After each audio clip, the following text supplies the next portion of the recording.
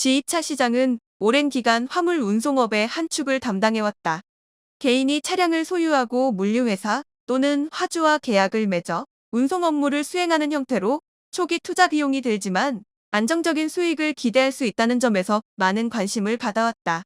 하지만 최근 몇 년간 물류 시장의 변화와 규제 강화, 유가 상승 등이 지이차 시장에 영향을 미치면서 지금도 지이차가 수익성이 있는 선택지인지에 대한 의문이 제기되고 있다.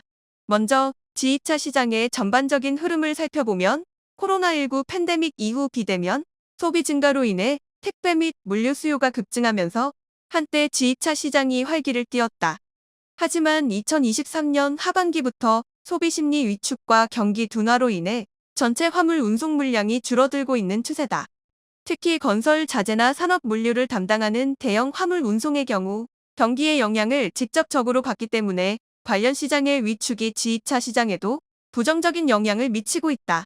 또한 정부의 화물 운송 관련 규제가 강화된 점도 지이차 시장의 중요한 변수다. 대표적으로 안전운임제 시행과 관련하여 화물운송 노동자의 권익 보호가 강화되면서 일부 지이차주의 부담이 증가한 측면이 있다.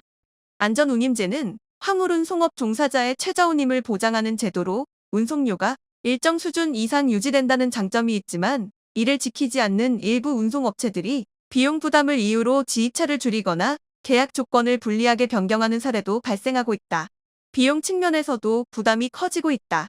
지이차를 운영하기 위해서는 차량 구입비 외에도 유류비, 보험료, 차량 유지비 등이 필수적으로 들어간다. 특히 최근 몇 년간 국제 유가가 변동성이 커지고 보험료가 지속적으로 오르는 상황에서 지이차주들의 부담이 가중되고 있다. 또한 일부 지입 전문 업체들이 계약 과정에서 과도한 수수료를 요구하거나 허위 광고를 통해 지이차주를 모집하는 사례도 보고되고 있어 주의가 필요하다. 그렇다면 현재 시점에서 지이차를 하면 돈을 벌 수 있을까?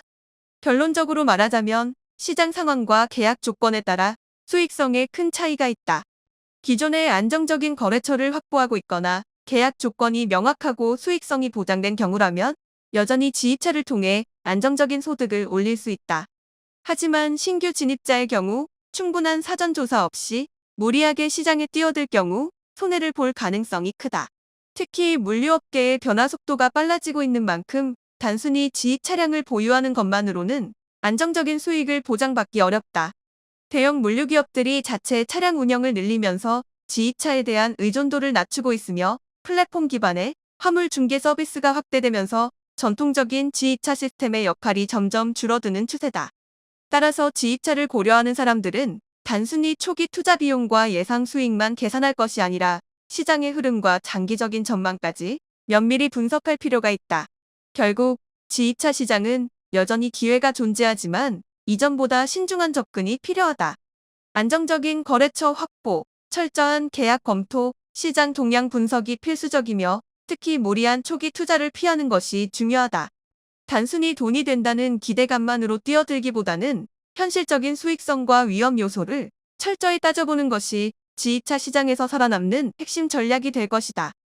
화물차에 대한 각종 뉴스를 알려주는 영상뿐만 아니라 계약 상담 및 매매 영상이 다양하게 있으니 구독과 좋아요, 알림 설정 등 많은 관심 부탁드립니다.